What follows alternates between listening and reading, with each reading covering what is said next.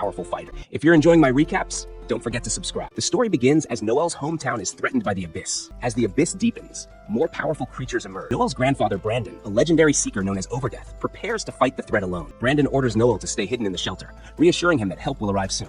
He promises to protect Noel with his life. As Brandon prepares for battle, he contemplates teaching Noel an important lesson. Men must never let themselves be looked down upon, regardless of the challenge they face. Moments stretch into what feels like eternity, and eventually, Noel, unable to bear the suspense, steps out to find Brandon gravely wounded. Brandon acknowledges that even a warrior like Overdeath has his limits. Despite his critical condition, Brandon looks Noel in the eye and asks if he still wishes to become a seeker. Holding back his tears, Noel responds with unwavering determination. He will follow the same path. Brandon, though proud, tells Noel that being a seeker isn't enough. He must strive to be the strongest. He makes Noel promise to surpass even him. With tears in his eyes, Noel swears to fulfill his grandfather's wishes. Brandon, with a smile of pride, tells Noel he loves him before passing away in his arms. Noel's cry of agony echoes through the darkness of that night. 2 years have passed since that tragic event. Noel is now a seeker, honoring his promise to his grandfather. His team is engaged in a fierce battle with monsters, and Noel skillfully directs his teammates, issuing precise orders that guide them to victory. Despite belonging to the support class of talkers, often considered the weakest, Noel takes pride in his role. After defeating the monsters, Noel's team starts dismantling the remains. Suddenly, the Vampire Queen emerges from hiding, releasing a cloud of poisonous gas that spreads quickly and throws the team into chaos. Lloyd and Walter, realizing the urgency, prioritize saving Noel, as they know they can't win without his buffs. Tanya follows, but in the confusion, she gets struck by the Queen. Without Noel's support, Lloyd and Walter struggle against the onslaught. With renewed resolve, he pulls out his weapon, ready to demonstrate the power of a talker. He uses his special skill called Tactician, which boosts the abilities of his allies by 25%. Noel issues commands to the team, raising their stamina and mana recovery rate with his battle voice. He has Tanya cast a protective barrier on Lloyd and Walter, allowing them to take down the monstrous Queen. However, things take a turn for the worse as more creatures emerge. Tanya begins to panic, but Noel uses his support skill to calm her down. Noel uses his magic gun, the only anti-beast weapon he can wield, to freeze the demons with an ice bullet. One escapes, and Noel has only one bullet left with 43 seconds remaining on his timer. Teammates unleash their final strike against the Queen. Tanya is amazed by their victory, but horrified to see Noel seemingly hit. However, Noel's timing was impeccable. He had evaded the attack by a hair and calculated correctly that the minions would lose their mobility once the Queen was defeated. The battle concludes as Noel predicted, and the mission is completed in exactly 74 seconds. He had wished to be a warrior like his grandfather, but Brandon reassured him that his talent would shine one day, and that he would help Noel become the strongest seeker. Back in the present, Noel reaffirms his vow to surpass his grandfather, even as a talker, the class most people deem weak. Noel explains that R, the capital of the Vant Empire, thrives on magic and technology that comes from research on beasts, and it relies heavily on seekers to protect it from the Abyss. Seekers are admired as heroes for their service. Later, while the team is enjoying a meal, Noel reflects on his journey. The conversation shifts when Walter, drunk, asks Noel if he is unhappy with the reward. He playfully teases Noel for caring too much about money, saying a seeker should be big-hearted. Walter's words remind Noel of something his grandfather once told him. Seekers must prioritize money, as it allows them to buy the best equipment and supplies for survival. Being called greedy or selfish isn't something to be ashamed of. It's a sign of success. Overdeath had taught Noel never to let others look down on him, regardless of their opinions. Returning to the present, Noel insists he isn't upset about the reward, but Walter continues to criticize him. Their argument escalates, with Noel mocking Walter's reliance on age as a measure of authority. Noel points out that a seeker's strength should be determined by ability, not age. Furious, Walter accuses Noel of staying safe during battles, while others put their lives on the line. However, Noel continues to taunt him, which only intensifies the conflict. Lloyd quickly steps in to break up the fight, reminding them that they are comrades. To calm the tension, Lloyd suggests they split the reward and call it a night. This diffuses the situation, and the team agrees, deciding to set their differences aside. After paying the clan fee, each member ends up with only $2,500 from the mission payout. Tanya expresses her disappointment, feeling the amount is too little given the effort they put in. Lloyd tries to reassure her, explaining that while the mission was tough, missions like this one are rare, and they will earn more money in future jobs. Lloyd updates the group on their total savings, just over $100,000. Without hesitation, Noel proposes using that money to start their own clan. Lloyd warns him that establishing a clan requires a registration fee of $200,000, which is far more than they currently have. Noel remains confident, revealing that he is willing to contribute an additional $80,000 from his personal savings to meet the goal. He tells them he has already found a lead on a cheap place. Noel counters that their youth, attractiveness, and skills are assets that the country values. He argues that their appearance and abilities could help them secure sponsorships and additional income through contracts with companies. Noel shocks everyone when he declares that if they don't agree to form the clan, He is prepared to quit the party and take his share of the savings. He reminds them that he has a dream to surpass his grandfather, the legendary Overdeath, and become the greatest seeker. Lloyd is taken aback by Noel's conviction, but he understands that this is something Noel is unwilling to compromise on. Tanya, still in disbelief, questions Lloyd's choice, but he reassures her that this was always the path they were destined to take. Lloyd suggests they discuss the details further after resting and recovering from the long day and all the alcohol they've had. The group agrees to meet again in 2 days to finalize their plans. As everyone leaves, Tanya stops Noel, but in the end, only says goodbye. The next day, Walter frantically informs Noel that Lloyd and Tanya have betrayed them, leaving Noel shaken and uncertain about what to do next. The letter reveals that Lloyd had invested all his money in meme coins, falling into deep debt. Desperate to pay it off, he used the party's funds before he and Tanya vanished without a trace. Noel, however, finds the situation amusing. Walter reminds him that they've just been betrayed, but Noel can't help but laugh at Lloyd's downfall. Walter, serious about the matter, shares that he had gotten a lead on a great job, but found Lloyd's place emptied and only the note left behind. The owner mentioned that left the night before. Noel concludes they must have slipped out of the city before the gates closed, giving them time to pursue the traitors. Walter is eager to chase after them, wanting to punch Lloyd in the face to release his anger. But Noel, always calculating, reminds him that this kind of betrayal isn't something they can just brush off. If it comes to it, Noel is ready to fight Lloyd and Tanya to the death. Walter is shocked, but Noel asks if he's truly prepared to defeat Lloyd and Tanya in battle. Walter is confident, but the thought of fighting Tanya gives him pause. Noel explains that Lloyd likely thought they wouldn't come after him because there's no way to recover the stolen money. Walter wonders if that means they should give up, but Noel refuses to back down. His motto, repay friends and foes 1,000-fold. He orders Walter to gear up, and they head to the Orc Club.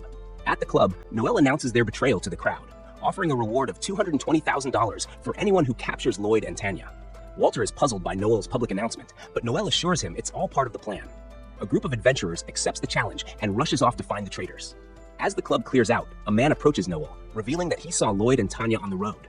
Walter demands information, but the man refuses to talk without compensation. Noel offers half the reward, recognizing the man's desperation. With no other option, the man reveals the traitor's location. Noel instructs Walter to wait at the gate while he handles other business. A while later, as Noel prepares to leave, Walter wonders if he's truly ready to kill Lloyd and Tanya. Noel doesn't hesitate. He reveals that he always has contingency plans, even for betrayal. Walter is stunned, realizing Noel never fully trusted them. Noel explains that trust isn't blind faith. Being cautious about who you trust is crucial for survival. Meanwhile, Lloyd reassures Tanya that Noel won't chase after them because the money can't be recovered. But they are caught off guard when Noel appears, using his abilities to immobilize them. Noel calls the move Stun Howl, scolding Lloyd for being careless. Walter demands answers, but Noel remains calm, piecing together the truth. Lloyd's story about meme coins was a lie. He had been gambling and lost everything. Lloyd tries to apologize, but Walter is enraged. Lloyd defends himself, claiming leadership was harder than they realized. Noel silences him, reminding Lloyd that he wanted to be the leader in the first place. Noel punishes Lloyd mercilessly, while Tanya pleads for him to stop. Noel's harshness extends to Tanya, and when she confesses to gambling party funds, Noel uses his skill, Confess, to force the truth from her. Tanya admits her addiction and blames Lloyd for their failure. When she threatens Noel with legal repercussions for using mind control, he points out that embezzlement allows for such actions under imperial law. Noel is terrifyingly methodical.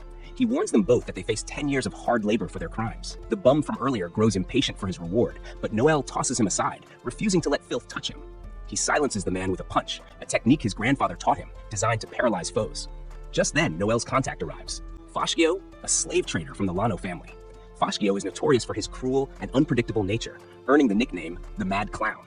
Walter realizes this is the business Noel was handling before their pursuit. Noel had anticipated that Lloyd and Tanya wouldn't have any money left, so he struck a deal with Foschio to sell them as slaves to recoup the lost funds. Foschio appraises the pair and offers $60,000, citing a new ordinance from a church that limits luxury spending.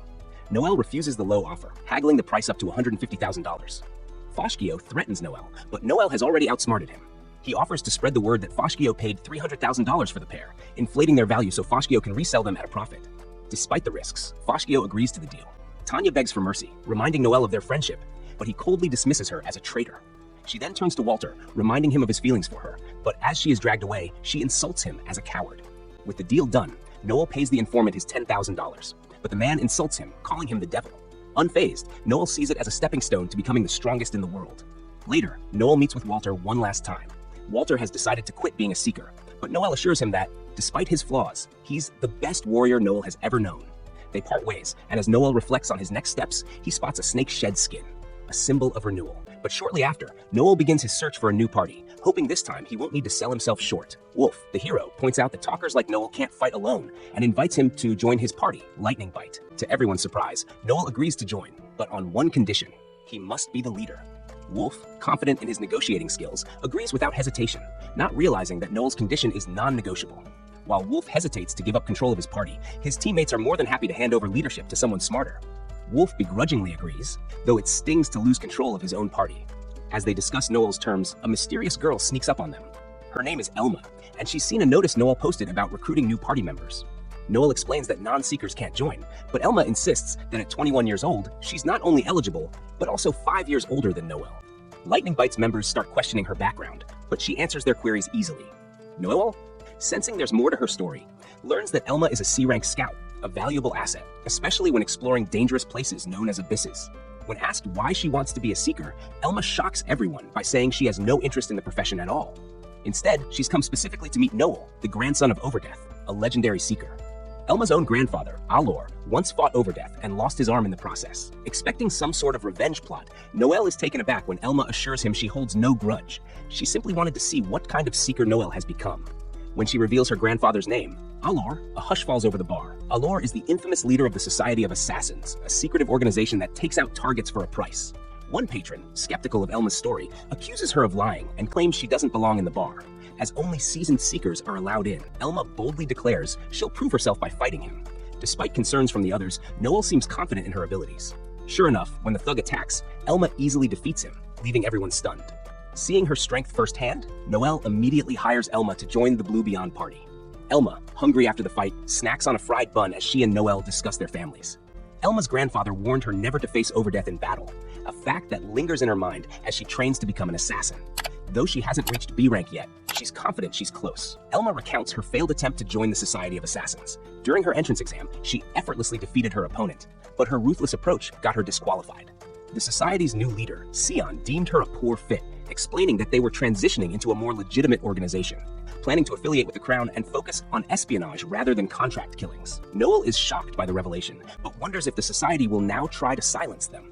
Elma assures him she'll protect him, but Noel quickly dismisses the idea of her playing the role of his big sister. As they journey together, Noel teaches Elma about the intricacies of being a seeker. He explains how a buffer's skills work, including his powerful Assault Command ability, which can end a battle in one shot, fully aware of the battlefield's flow to direct their party's success. Though they can't use buffs on themselves, Noel sets up a test for Elma to capture a killer bunny with his buffs aiding her. While Elma boasts that she doesn't need his help, Noel insists the test is to see how well she can adapt to his skills. Surprisingly, Elma masters his buffs almost immediately, capturing not just one rabbit, but all of them in mere seconds. Noel is left in awe of her inborn talent, realizing she doesn't even need the extensive training his former teammates required. Elma's quick mastery proves that they're ready for their first job as a team. Noel accepts a request from a village troubled by thieves, setting the stage for the new Blue Beyond's debut. On their journey, Elma enjoys her first ride in a carriage. After struggling to find lodging, Elma innocently suggests they share a bed, which Noel rejects. Later, after seeing Noel's impressive physique, Elma can't help but comment on how strong he looks, though she regrets that no matter how hard he trains, he'll never match her natural abilities. Noel brushes off the remark, but it hits close to home. He knows that no matter how hard he pushes himself, he'll never catch up to someone born with talent like hers. Still, he remembers his grandfather's words, that Noel has his own latent potential waiting to be headed to meet the village chief. When they arrived, Noel noticed some people were missing, and he informed the chief that a few members had left the party. The chief, who had a shy daughter, had been looking forward to their visit, particularly to introduce her to Noel. It turned out she wanted to meet Noel. Noel then heard about a gang of thieves terrorizing the region, not only stealing but also kidnapping women. They were rumored to be hiding in the Rocky Mountains. Noel requested an upfront payment of $200,000, with the remaining $300,000 to be paid upon completion. As they set off, Alma expressed her dislike for the chief, who seemed to be staring at her. Before they left, the chief's daughter wished Noel good luck, showing him a bamboo dragonfly he had given her. She cherished it deeply and promised to make him dinner once he returned. Alma teased Noel for being a bit of a flirt, which Noel shrugged off by calling her a bimbo to keep her quiet. They soon located the thieves' camp, but there were more bandits than the chief had mentioned. Noel spotted the leader and realized it was Gordo, a wanted man with a $2 million bounty, ranked as a B-level scout. He asked Alma if she could take him one-on-one, and she confidently agreed. Noel devised a plan to handle the situation, knowing he'd need to be cautious with his presence. He used his communication skills while Alma moved in with her stealth skill. When she was ready, Noelle stunned the nearby guards, giving Alma the chance to strike with precision and eliminate Gordo. Alma was thoroughly enjoying the fight, which concerned Noelle, so he ordered her to stop and took charge himself. Returning to the village, Noelle provided proof of completing the mission, but the chief withheld payment, inviting them instead to dinner. During the meal, the chief's daughter expressed a desire to become a seeker. However, training as a frontline fighter would take 2 years. Disheartened by the time it would take, she hesitated but confessed she wanted to join Noelle's party someday. The chief then brought out a bottle of wine, supposedly worth 100,000, reserved for special occasions. He offered to share it with Noelle, who quickly noticed something off. The wine had been tampered with, and Noelle suspected it was poisoned. Realizing the chief intended to rob him rather than pay him, Noelle accused him of lying about the number of thieves and of setting up this ambush. Alma, being an assassin, was immune to poison, but the chief's plan had still failed. When the chief tried to drive Noelle away, Noelle used a mind spell, forcing him to confess. He threatened to punish the chief, who panicked and promised to pay the remaining balance. His daughter ultimately handed over $820,000 to save her father from further humiliation, though she grew bitter toward Noelle for this. Alma reassured Noelle, reminding him to come to her if he ever felt hurt. As they traveled onward, they spotted an airship belonging to the prestigious Seven Stars Regalia clan, a royal clan recognized for its strength and honor. The sight stirred a desire in Noelle to someday reach their level, sparking Alma's memories of her own past. Alma recalled her failed advancement test within the Assassin Society. The head of the society questioned if she had killed her grandfather, Alor. Alma admitted she had. Alor had been a terrifying figure, driven by an insatiable hunger for power, even resorting to kidnapping village girls to create offspring who might one day carry his essence. Alma, the only survivor among her siblings, had endured a harsh life under him. For this reason, the head of the society expelled her, believing she was too dangerous. Though shattered, Alma had one piece of advice: to seek out Noel, grandson of Eber. Meanwhile, in the capital's prison, a mysterious imposter knocked out a guard and took his form to spy on a notorious prisoner known as the Puppeteer, a criminal who had once terrorized the entire city. On the other side of town, Noel was busy with his rigorous daily training, jogging with heavy baggage. Despite his determination to become a skilled seeker like his grandfather, Alma often reminded him that no matter how hard he trained, he wouldn't match a naturally gifted warrior. One day, after completing his routine, Noel returned to find Alma inspecting his room. She teased him, pinning him to the bed playfully, but Noel pushed her away with a light hit as a way to reset boundaries. Later, as they strolled through the city, Alma saw a couple and decided she wanted to go on a proper date with Noel. He suggested they visit the Appraisers Association, where Alma could rank up and potentially take on new roles like scout or assassin.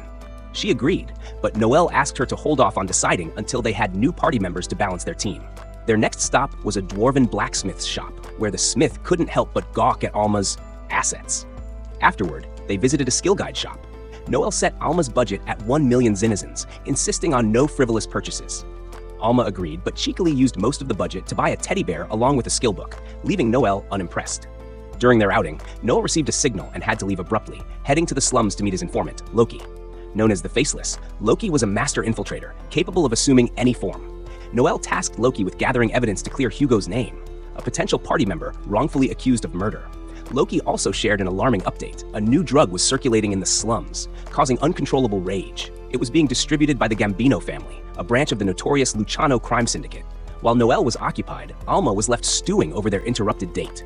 As Noel walked back through the streets, lost in thought about the city's crime families, he encountered a beggar who turned out to be a skilled fighter. The beggar, Sakishima, mistook Noel for a woman and advised him to leave the dangerous slums.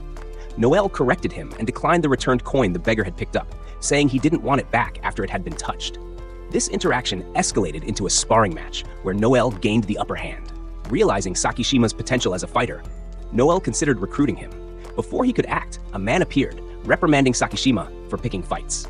The man revealed himself as Sakishima's handler and explained their history. They had fled from the southern Soylands after the man, once a manager of an underground fighting arena, was caught taking bribes and was forced to escape. Noel was determined to bring Sakishima into his party, recognizing the fighter's talent. But Alma, jealous and protective of her bond with Noel, grew upset about the idea of sharing him with new party members. Despite her feelings, Noel was steadfast in his quest to build the strongest team possible. Noel prepared to face the challenges ahead. Alma and Lisha speculated about his motivations, while the city buzzed with unrest. With new allies and adversaries on the horizon, the stage was set for even greater adventures. Stay tuned for episode 6. Don't forget to subscribe to the channel and hit the bell icon to stay updated. See you next time.